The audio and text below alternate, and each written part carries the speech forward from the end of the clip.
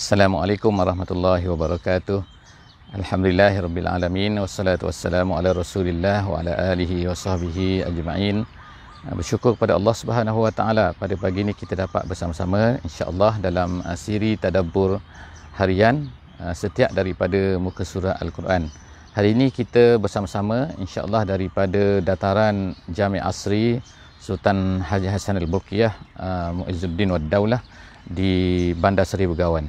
Hari ini kita akan bersama-sama insya-Allah di muka surat yang keempat, insya-Allah muka surat yang keempat daripada mushaf kita, mushaf standard yang dikeluarkan oleh penerbitan Percetakan Madinah Al-Munawwarah. Dan hari ini insya-Allah kita akan bersama-sama di muka ayat yang ke-17 sehingga ayat yang ke-24 daripada surah Al-Baqarah. Allah Subhanahu wa taala akan jadikan hari kita ini adalah hari yang terpandu dengan Al-Quran dulu, kini dan selamanya insya-Allah. Dan kepada sesiapa yang mempunyai kelapangan, mempunyai kemudahan, kesesuaian untuk membuka mushaf, saya harapkan insya-Allah sahabat-sahabat semua dapat membuka mushaf kita pada pagi ini. Moga-moga kita dapat mengambil manfaat yang terbaik daripada apa yang akan kita baca daripada muka surat yang keempat pada hari ini. A'udzubillahi minasyaitonirrajim. Bismillahirrahmanirrahim. Masaluhum kamasalil ladzi istawqada nara falamma adaa'at ma hawlahu dhahaballahu binurihim wa tarakahum fi zulumatil la yubsirun. Sadaqallahul azim. Ayat yang saya baru baca sebentar tadi, kita sebenarnya masih lagi bersama-sama di penceritaan Allah Subhanahu wa taala. Allah Ta'ala menceritakan tentang sambungan daripada sifat-sifat orang-orang munafik. Sebagaimana yang telah kita baca sebelum daripada ni, daripada ayat yang pertama sehingga ayat yang pada hari ini, iaitu ayat yang ke-17 insya-Allah, iaitu Allah Ta'ala masih lagi menceritakan tiga jenis manusia yang sepatutnya dalam kefahaman kita, dalam pembahagian kita, bila kita melihat manusia ni, maka mereka ini tidak lebih daripada tiga golongan ini, iaitu yang pertama orang-orang yang beriman, dan kemudian yang kedua orang-orang yang kafir, dan kemudian yang ketiga orang-orang munafik. Jadi maknanya ketiga-tiga golongan ini adalah satu perkara, satu pembahagian yang telah dari awal lagi Allah Subhanahu wa taala telah ceritakan kepada kita. Dan apabila kita mula membaca mushaf ini mushaf, mana-mana mushaf, iaitu bila kita membaca Quran, maka perkara pertama selepas daripada kita berjumpa dengan surah Al-Fatihah, kita akan bertemu dengan penceritaan Allah, pembahagian Allah Subhanahu wa taala bahawa manusia ini terbahagi kepada tiga golongan, iaitu mukmin, musyrik atau kafirun, dan juga yang ketiga adalah orang munafik. Hari ini insya-Allah kita sambung lagi sedikit lagi daripada ayat yang menceritakan tentang sifat orang munafik. Apa dia? Setelah daripada kita habis dalam sesi sebelum daripada ni tentang orang munafik, iaitu Allah Taala kata mereka ini telah ishtara, iaitu kita kata telah menjual apa yang ada pada mereka, iaitu telah diberikan kepada mereka dua perkara di depan mereka tu, iaitu ada al-huda dan juga ada az-zulumat ataupun al-kufru.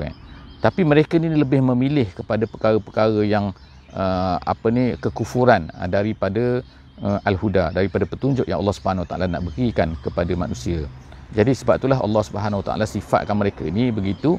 Dan sekarang Allah Taala sebutkan insya-Allah dua lagi perkara, dua contoh untuk menggambarkan bagaimana orang-orang munafik ini.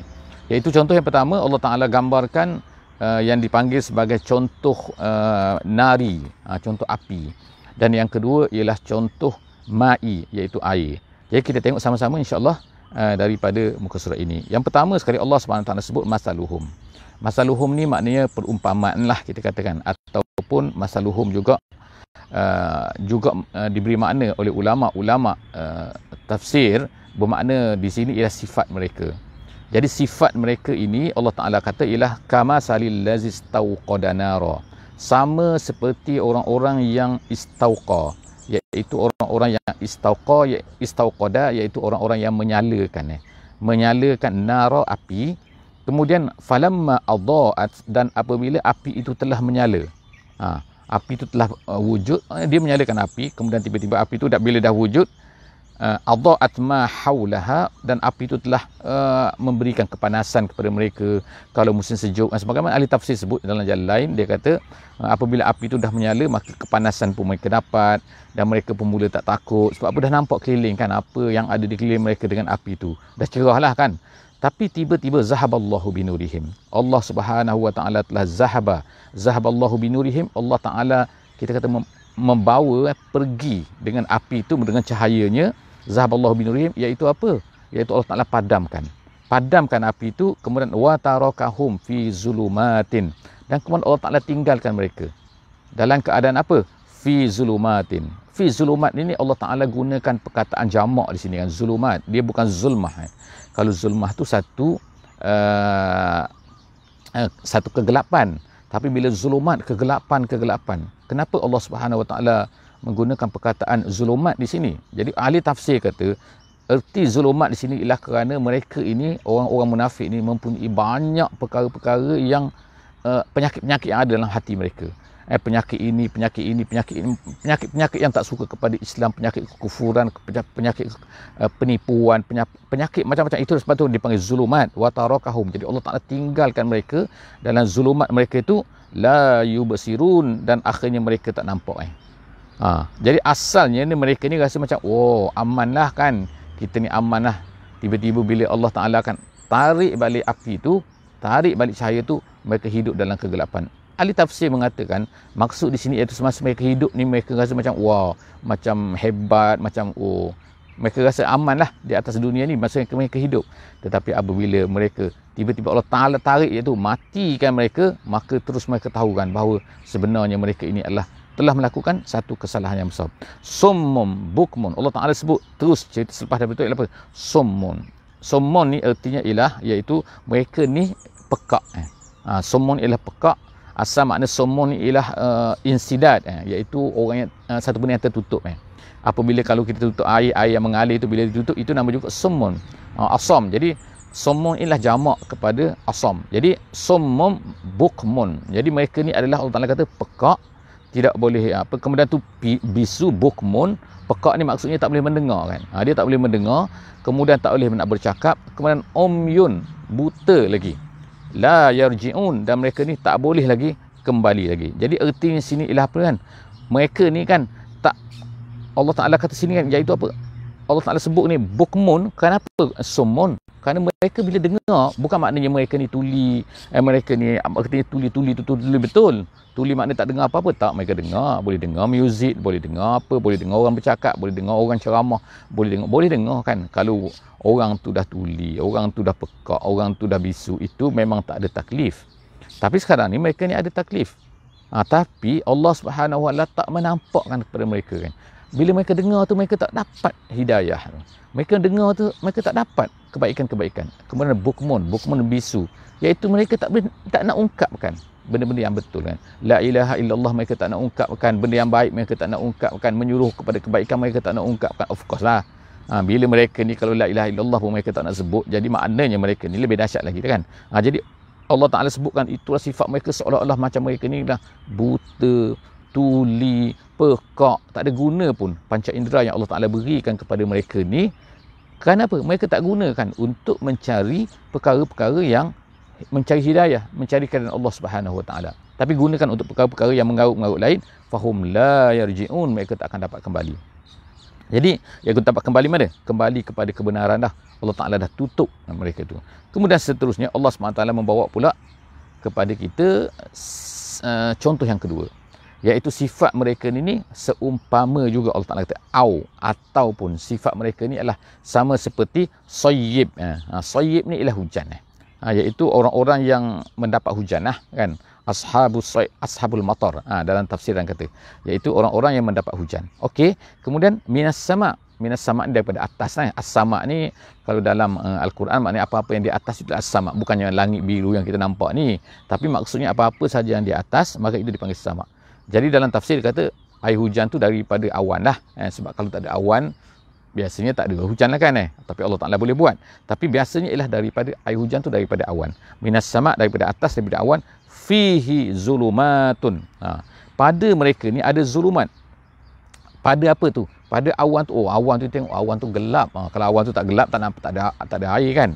Jadi maknanya awan tu gelap, kemudian tu dipanggil gelap, kegelapan sebab apa? Awan tu berkepul-kepul, bertongkol-tongkol kan. Kalau awan gelap kita tahu kan, bila kita tengok awan ni gelap, ni nak hujan ni. Macam tu kan. Jadi maknanya kalau awan tu tak gelap, tak nak hujan. Itu jadi Allah Subhanahu Wa Taala sebutkan itu kan, fihi zulumatun. Lepas tu ada awan, lepas tu ada ra'dun pula. Ra'dun ni apa? Ra'dun ni ialah maknanya ada kita panggil dalam guruh, gitu kan. Guruh. Mereka dalam gelap, dalam keadaan gelap tu, awan tu gelap, lepas tu ada guruh pula, kemudian ada wabarkun. Wabarkun tu ada petir pula kan. Jadi mana ada kilat, kilat sambar menyambar lah kita katakan kalau bahasa Melayu kan. Yaj'aluna asabi'ahum fi azanihim. Dan kemudian mereka ni seperti macam mereka ni meletakkan asabi'. Asabi' ni jari. Tapi orang tak letaklah jari kan, mana boleh letak jari, boleh letakkan ujung jari saja kan. Tapi Allah Taala itu adalah menggunakan dipanggil tamsil. Jadi Allah Ta'ala kata mereka ni pun meletakkan jari mereka fi azanihim, di telinga mereka. Dan kemudian selepas daripada tu kan, minas sawa'iq. Kenapa? Kerana mereka takut dengan suara yang kuat tu.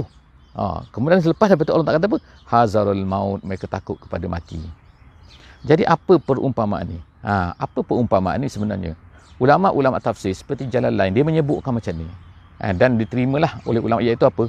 Perumpamaan ini untuk menyebutkan orang-orang kafir ni, orang-orang munafik ni kan, mereka ni dalam kegelapan sebenarnya. Dalam kegelapan tu, kegelapan syirik, kegelapan, macam-macam kegelapan di keliling mereka tu kan. Jadi makna kegelapan, kemudian tiba-tiba ada pula datanglah dalam kegelapan tu, maksud kegelapan tu apa? Iaitu kekufuran lah. Kemudian tu datanglah ra'dun. Ra'dun tadi ialah kita kata apa ni, guruh tadi kan. Guruh kan, guruh yang kuat tadi, guruh dan juga kilat. Jadi guruh tu apa? Maksud guruh tu ulama tafsir kata ialah iaitu ancaman-ancaman yang dibawa oleh pendakwah-pendakwah. Ancaman yang dibawa oleh Nabi yang pertama ni, dan kemudian ancaman-ancaman kan, ceritakan ini, kalau buat macam ni masuk neraka, kalau buat macam ni masuk neraka. Itu adalah ra'dun. Kemudian tu wabarkun. Wabarkun tu ulama tafsir kata maksudnya ialah hujah-hujah kan, yang jelas yang kena kepada mereka kan. Hujah-hujah tu dah betul kan, gini kita katakan, gini kan. Itu adalah seperti petir, seumpama kan. Tetapi mereka ni tak nak dengar perkara itu. Kita dah cerita dah kan, mereka ni dalam kekufuran, dalam gelap kan, kegelapan. Tiba-tiba kita dah bagi hujah, kita pendengarkan kepada mereka gini. Tapi tiba mereka tak nak letakkan telinga dalam jari ni dalam telinga, tak nak dengar. Kemudian apa? Minas sawa'iq. Jadi sawa'iq situ ialah artinya, iaitu itulah yang kita sebut tu kan. Minas sawa'iq, kemudian hazarul maut. Apa yang mati ni? Mereka takut mati. Takut mati itu artinya apa? Iaitu bagi mereka, bagi orang munafik ni, kalau mereka meninggalkan kekufuran, itu artinya mati. Seolah-olahnya kan. Bila mati ni apa? Kalau ikut mati yang asalnya ialah berpisahnya di antara ruh dan jasad. Jadi mereka ni tak nak berpisah. Tak nak berpisah dengan apa? Tak nak berpisah dengan kekufuran yang mereka pegang tu. Jadi sebab tu Allah kata mereka sayang sangat kepada kekufuran tu, sehingga bila Allah Subhanahu Wa Taala datang dengan membawa hujahnya melalui lidah nabinya, melalui lidah pendakwah dan sebagainya, tiba-tiba mereka pun takut, letakkan tak nak dengar benda-benda kebaikan tu kan. Jadi itulah Allah Taala kata hazaral maut, mereka takut mati, iaitu takut nak tinggalkan agama nenek moyang mereka tu. Dan kemudian seterusnya Allah Taala kata wallahu muhitum bil kafirin. Allah Taala ni muhit. Muhit tu maknanya, asalnya maknanya mengelilingi. Macam pagar tu mengelilingi satu kawasan tu, itu dia panggil muhit. Jadi Allah Ta'ala ni muhit apa? Muhit bukanlah bertempat. Allah Ta'ala ni kan, menurut akidah kita Ahlussunnah wal Jamaah, maksudnya Allah Ta'ala ni mengetahui semua benda. Tapi mereka ni tak boleh nak lari daripada Allah Subhanahu Wa Taala. Tapi mereka rasa macam mereka ni boleh lari, boleh berpisah boleh lari daripada pengetahuan Allah Subhanahu Wa Taala. Kemudian Allah Subhanahu Wa Taala sebut lagi yakadul barku yakhtafu absarahum. Hampir-hampirlah kan kilat itu menghilangkan mata mereka, tapi maknanya hampir-hampir menyambar penglihatan mereka ni, mereka tak nampak, sehinggalah kan tiap-tiap kali kilat itu kullama adaa lahum masyawfi, tiap-tiap kali kilat itu menyala, mereka pun berjalan. Tapi wa iza azlama alaihim qamu, dan apabila gelap mereka pun berdiri stop situ kan, berdiri situ kan, berhenti dengan menunggu, dengan apa? Menunggu dengan kebingungannya. Walau sya'allahu la zahaba bisam'ihim. Kalau Allah Ta'ala nak, Allah Ta'ala boleh cabut Allah Ta'ala boleh hilangkan pendengaran mereka, wa absarihim, dan juga penglihatan mereka, dan kemudian wallah innallaha ala kulli syai'in qadir. Allah Taala tu maha berkuasa di atas segala sesuatu. Jadi apa maksud ni? Maksud ayat ni kan, yakadu ni kan, hampir-hampir ni ialah maksudnya, iaitu mereka ni memilih, Allah SWT sebut, iaitu mereka ni memilih ayat-ayat Quran, apa yang mereka suka mereka akan ambil, apa yang mereka tak suka mereka tak ambil. Itu maksud daripada yang kita baca tadi, ayat tadi, iaitu apa kan, hampir-hampirlah kilat itu menyambar penglihatan mereka, dan kemudian setiap kali menyala mereka pun berjalan, setiap kali padam mereka menita. Maksudnya situ ialah kadang-kadang mereka tengok ayat Quran ni, apa yang sesuai dengan kehendak mereka, apa yang sesuai dengan keinginan mereka, mereka pun terima. Mereka pun suka hati, mereka pun, tapi bila satu benda tu tak sesuai, konon-konon lah kan tak sesuai, padahal semua benda yang datang dalam Al-Quran ni semua sesuai kan, tapi bagi mereka tak sesuai dengan jiwa mereka, tak sesuai dengan ruh, dengan perasaan mereka, dengan nafsu mereka, mereka pun tolak benda tu. Itu maksud daripada ayat yang sedang kita baca ni, iaitu ayat yang ke-20 kan. Jadi ayat ini adalah ayat pengakhiran lah daripada sifat-sifat manusia yang Allah Subhanahu Wa Taala sebutkan, ceritakan kepada kita tentang 3 golongan tersebut kan. Jadi habis ayat ni, seterusnya ialah Allah Subhanahu Wa Taala menyebutkan dalam ayat 21, iaitu sekarang kita pergi keluar daripada sifat-sifat tu, pergi kepada satu cerita yang lain, iaitu Allah Subhanahu Wa Taala menyeru kepada manusia, ya ayyuhan nas.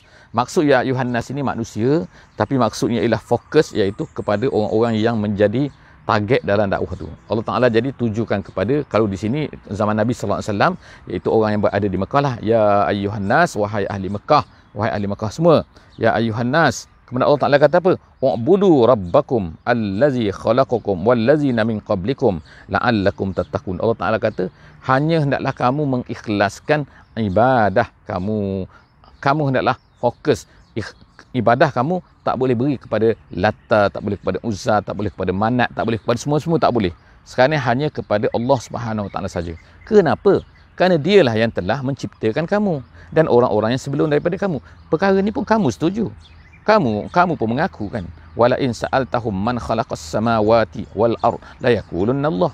Kalau kita tanya kepada orang Quraisy ni, kepada orang kafir ni, siapa yang menciptakan? Takkanlah batu yang mereka sembah tu, takkanlah Manat yang mereka sembah tu. Itu batu, mereka yang buat kan. Kemudian mereka beri nama. Tapi kemudian tiba-tiba kamu sembah dia. Bukan satu benda yang tak logik kan. Jadi sebab itulah Allah Taala kata, Allah Taala menciptakan kamu, Allah Taala yang menciptakan orang sebelum daripada kamu. Tetapi kamu tiba-tiba, kenapa kamu ni pergi sembah selain daripada Allah Subhanahu Wa Taala? Jadi Allah Taala kata, ya ayuhan nas, oleh kerana itu, wa'budu rabbakum allazi khalaqakum wallazina min qablikum la'allakum tattaqun. Moga-moga kamu ni bertakwa. Seterusnya, allazi ja'ala lakumul arda firasyan was samaa'a binaa'a. Allah Taala sebutkan lagi, iaitu kekuasaan Allah Subhanahu Wa Taala. Allah Taala bukan saja menjadikan kamu, bahkan kemudian Allah Taala telah menjadikan untuk kamu al-arda. Al-arda ni bumi, iaitu bumi kita ni. Kemudian dia kata firasya. Firasya ni ulama sebutkan dalam seperti dalam jalan lain, dia kata tidaklah terlalu keras dan tidaklah terlalu lembut. Kalau terlalu lembut seperti apa? Kita nak berjalan pun tak boleh kan. Seperti air itu terlalu lembut kan, dan tidak terlalu keras. Ahli tafsir kata terlalu keras ni contohnya seperti apa? Kalau seperti besi, macam mana kita nak tebuk? Macam mana kita nak tanam? Seperti kita ni atas tar kan. Kalau atas simen kan, boleh kita bertanam atas simen? Boleh kita bertanam atas tar? Boleh kita tanam ke atas besi? Tak boleh. Jadi itu nak menunjukkan apa? Dia tidak terlalu keras. Kita boleh gali dia, kita boleh ni dia kan. Dan kemudian dia tidak terlalu lembut. Seperti air yang kita nak pijak pun tak boleh kan. Kita akan jatuh dalam tu. Jadi itulah nama dia firasya. Jadi Allah Ta'ala sebutkan sini firasya. Allah Ta'ala jadikan untuk kamu bumi ini firasya. Tidak terlalu lembut, tidak terlalu keras. Kamu boleh sebagaimana hamparan. Contoh tu kan hamparan. Kemudian tu was-samaa'a binaa'a. Dan kemudian Allah Ta'ala jadikan pula as-sama' ni sebagai bina. Bina ni maksudnya ialah, iaitu tafsir kata sakfun. Sakfun maknanya atap ni. Allah Ta'ala jadikan, ada atap pula kita ni, ada pelindung kita. Tapi bila ahli saintis lah buat kajian kan, so dia katakan, ini ada ozon kan. Kalaulah tidak ada ozon di atas bumi kita ni, entah apa yang akan jadi kita ni. Cahaya pancaran matahari ultraviolet lah, macam-macam akan kena pada kita, akan rosakkan kita, tubuh kita. Jadi Allah Subhanahu Wa Taala tengok kan, bila kajian manusia ni kan menambahkan lagi kefahaman dan keyakinan kita kan bahawa sebenarnya Allah Ta'ala ni melindungi kita kan, menjadikan bawahnya sesuai untuk menanam dan sebagainya, dan kemudian menjadikan atasnya ada atapnya dan kemudian ada hujannya dan sebagainya. Seterusnya Allah Ta'ala kata lagi, iaitu apa? Jadi selepas daripada itu fa akhraja bihi minas samarat rizqan lakum. Daripada itu selepas itu dikeluarkan pula buah-buah pula kan. Ada tumbuh pokok kan. Kalau kita duduk di Mars Mars tu ada apa? Macam padang pasir semua kan. Tapi manusia pergi cari jugalah, sibuk-sibuk nak pergi cari kan. Itu kerja mereka. Tapi maknanya kita tengokkan perbandingan kan. Bumi ini dengan suburnya, ada pokoknya kan. Tu Allah Ta'ala kata, kemudian pokok tu keluarkan buah pula tu. Bukan kita ni pun pokok ni, rambutan keluar rambutan, durian keluar durian kan, anggur keluar anggur, dan macam-macam lagi. Minas samarat rizqan lakum. Benda tu Allah Ta'ala nak beri rezeki kepada kamu. Fala taj'alu lillahi andada wa antum ta'lamun. Oleh kerana itu maka janganlah kamu mengadakan sekutu andad bagi Allah Subhanahu Wa Ta'ala. Allah Ta'ala jadikan semua, tiba-tiba kamu pergi sembah yang lain yang tidak memberi apa-apa. Batu yang kamu sendiri buat kan, yang Allah Ta'ala juga buat batu tu, kemudian kamu ukir dia, kemudian jadi patung, kemudian kamu sembah dia. Adakah tak logik benda tu kan, apa yang kamu buat tu? Jadi oleh kerana itu Allah Ta'ala kata fala taj'alu wa in kuntum fi raibin mimma nazzalna ala abdina. Seterusnya Allah Subhanahu Wa Ta'ala kata wa in kuntum, kamu tak percaya juga, kamu tak nak juga, kamu tak nak beriman juga, kamu kata apa? Kamu kata Quran ni adalah rekaan Muhammad, kamu kata rekaan orang Islam dan sebagainya. Wa in kuntum fi raibin mimma nazzalna ala abdina, yang kami turunkan ke atas hamba kami. Allah Ta'ala gunakan perkataan hamba di sini untuk merefer kepada Nabi Muhammad SAW, kerana apa? Maqam hamba adalah satu maqam yang paling tinggi bagi kemanusiaan. Rasul of course lah, kerana dia dapat pangkat Rasul, tapi Rasul tak boleh diusahakan. Jadi kita sekarang ni, kita boleh capai untuk mencapai ubudiyah kita kan. Iyyaka na'budu wa iyyaka nasta'in. Hanya engkau yang kami sembah, hanya engkau lah yang kami minta pertolongan. Jadi kita boleh capai hamba ni kan. Jadi Allah Subhanahu Wa Ta'ala sebutkan Nabi ni sebagai hamba ala abdina. Kemudian Allah Ta'ala kata fatu bisuratin. Kalau kamu tak percaya sangat, kalau kamu kata Allah ada benda ni lah, Muhammad ni reka lah dan sebagainya, bla bla bla bla bla bla, okey, tak apa. Allah Ta'ala kata fatu bisurah, bawa datang satu surah. Maksud surah ni asalnya surah ni sur ni macam pagar kan. Sur tu pagar kan. Jadi kenapa dikatakan sebagai pagar, itu satu makna lah kan. Setengah-setengah kata bisuratin, ini suratin ni ertinya ialah satu benda yang turunnya daripada atas. Satu benda yang turun daripada atas yang hebat, maka itu dipanggil sur juga. Jadi ada dua makna lah bagi sur ni. Jadi yang pertama sur tu, surah tu makna gitu. Kemudian yang kedua surah tu ialah maknanya satu benda yang mengelilingi sesuatu. Mana-mana boleh pakai insya-Allah. Jadi kita tengok kan, satu surah ni, surah yang paling pendek dalam Quran apa? Iaitu 3 ayat. Sama ada kita kata wal asri ke, kita kata inna a'tayna ke kan. Ia adalah 3 ayat. Jadi Allah Subhanahu Wa Ta'ala mencabar mereka. Bawalah sama seperti satu surah tu. Ada yang kata min di sini kan, fatu bi surati mim mislihi. Min sini sama ada min bayaniyah, min tab'idiyah. Ini adalah perbincangan dalam bahasa Arab lah kan. Tapi makna di sini secara mudahnya kita kata ialah Allah Ta'ala cabar walaupun satu surah. Pendek lah maknanya, cuba bawa. Kalau kamu kata sebab apa Allah Ta'ala cabar ni, mereka ni hebat, mereka ni fusaha, mereka ni orang-orang balaghi, orang-orang yang sangat-sangat hebat dalam balaghahnya dan sebagainya. Tapi bila Allah Subhanahu Wa Ta'ala cabar mereka ni, mampu ke mereka buat? Minta 10 mereka tak mampu, mereka 3 ayat pun mereka tak mampu. Jadi apa lagi yang mereka mampu ni? Jadi Allah Ta'ala kata wada'u syuhada'akum. Ajak siapa? Tu berhala-berhala kamu tu yang kamu rasa itu hebat, dari dia Tuhan. Ajak tu berhala-berhala tu. Jadi Allah Ta'ala kata sini wada'u syuhada'akum min dunillah. Tapi jangan ajak Allah, ajak syuhada kamu tu. Itu kan. Kemudian in kuntum shadiqin, kalau kamu betul dengan kata-kata kamu tu bahawa Quran ini adalah ciptaan Muhammad. Kalau kamu kata bahawa ianya adalah bukan daripada Allah Subhanahu Wa Ta'ala, so bawa. Cuba bawa. Fa illam taf'alu. Tapi Allah Ta'ala kata fa illam taf'alu, kalau kamu tak boleh nak buat, kalau kamu tak boleh nak lakukan apa yang dicabar tu, apa yang diminta tu. Kemudian ada walan taf'alu. Walan taf'alu tu nama dia i'tiradiyah dalam bahasa Arab, iaitu kata-kata yang datang bukan yang beritahu kepada mereka, bukan nak beritahu kepada orang kafir tu, tapi Allah Ta'ala nak menceritakan kepada kita, iaitu mereka tak mungkin akan dapat buat. Sampai hari kiamat mereka tak akan buat. Sebab tu dia gunakan walan taf'alu. Ada lan nun. Lan nun artinya ialah apa? Iaitu penafian, menafikan satu benda yang tak mungkin akan dapat dilakukan sampai bila-bila. Lan taf'alu. Mereka tak akan dapat mungkin buat. Jadi Allah Ta'ala kata, kalau kamu tak mampu nak buat dan kamu tak akan mungkin dapat nak buat, fattakun nar. Oleh kerana itu takutlah kamu kepada neraka. Yang mana allati waquduhan nasu wal hijarah. Yang mana bakarannya, iaitu apa ni, kalau kita sekarang hari ni kan bakar gas kan, bakar kayu, minyak petrol ke apa untuk mengeluarkan api. Tapi api-api yang mana bahan bakarnya kalau lebih power, kalau kita kata arang batu kan, maka kepanasannya lebih dahsyat lagi. Satu benda yang batu, satu benda yang lebih keras lagi, lebih dahsyat lagi, api dia makin. Sebab tu Allah Ta'ala gambarkan benda ni untuk menggambarkan waquduhan nas, yang mana bahan bakarnya ialah an-nas wal hijarah, dan juga batu-batu. Ada yang kata batu-batu inilah berhala-berhala tu. Tapi apa pun maknanya ialah api tu sangat dahsyat. Nak beritahu kepada kamu semua kan, uiddat lil kafirin, ianya disediakan untuk orang-orang kafir. Jadi kalau kamu kafir, kamu akan masuk dalam tu. Jaga-jaga Jadi Allah Subhanahu Taala sebut sini, akidah ahli sunnah wal jamaah mengambil pendapat daripada sini kan, iaitu apabila Allah Taala sebut uiddat, artinya neraka ni dah wujud dah sekarang ni kan. Bukan maknanya akan wujud nanti, dah tak. Uiddat lah, disediakan, dah ready dah kan sekarang ni untuk orang-orang yang kafir. Hanya Allah Taala tunggu hari kiamat, hari kematian kita, dia akan dibalas nanti, dia akan masukkan ke dalam neraka. Jadi setakat itulah saja insya-Allah ayat kita pada hari ini, tadabbur kita pada hari ini. Moga-moga Allah Subhanahu Wa Taala akan memberi keberkatan dan memandu kita insya-Allah dengan ayat-ayat yang kita baca pada hari ini untuk menjadi panduan dalam hidup kita. Jangan lupa insya-Allah sebelum daripada itu, saya nak ingatkan subscribe insya-Allah, masuk join, follow, dan juga jangan lupa untuk hantar link ni kepada semua sahabat-sahabat kita yang di mana saja berada.